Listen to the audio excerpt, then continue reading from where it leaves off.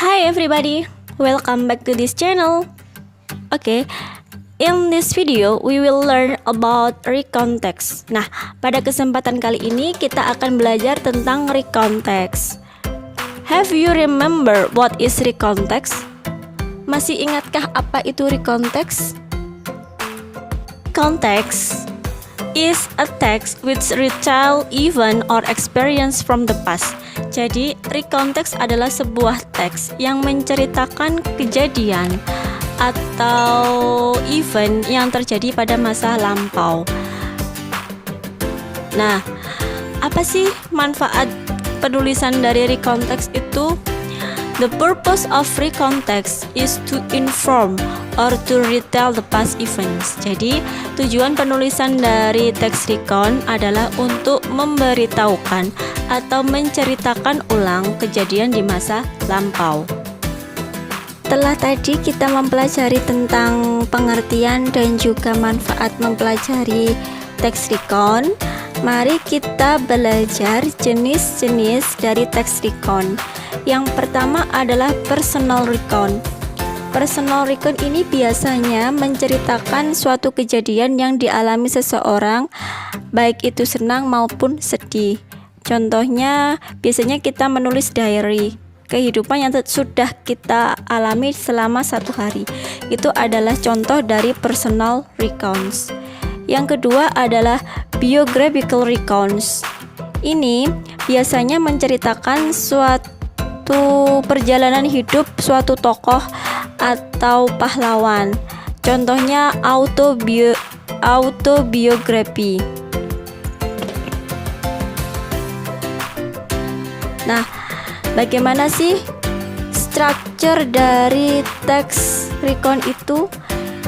The generic structure of recounts are orientations, events, and reorientations. Orientation is introducing the participant, place, and time the event occurred. Nah, maksudnya di sini adalah orientasi menjelaskan siapa sih, di mana dan kapan kejadian itu terjadi. Second is event. Event is describing series of event that happens in the past. Jadi pada bagian event ini menjelaskan urutan kejadian-kejadian yang terjadi pada masa lampau. Is reorientation. It is starting the personal comment of the writer to the story.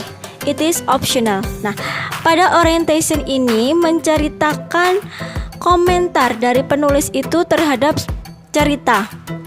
Nah, reorientation dalam teks recontext ini bisa ditulis ataupun dihilangkan because it is an optional. The language feature of recontext, the first is using personal participants. Here you can use I, my family, my school, my classmate, and etc. Second, using chronological connections. Ini tadi dijelaskan bahwa pada teks recon menjelaskan urutan kejadian atau peristiwa. Untuk menghubungkan antara satu kejadian dengan kejadian yang lain, kita memerlukan chronological connections as like, then, next, after that, at a time, finally, and etc. The third is using action verb. It's like when, opened, close, walk, and etc. Number 4 is using simple past tense. Karena teks recon adalah sebuah teks yang menceritakan kejadian di masa lampau, oleh karena itu tenses yang digunakan adalah simple past tense. Masih ingat kan bagaimana formula dari simple past tense? Nah, simple past tense itu menggunakan verb to. Contohnya cried, blind, arrived, went, overcame, etc. Nah, untuk lebih jelasnya, mari kita simak contoh teks recounts di bawah ini.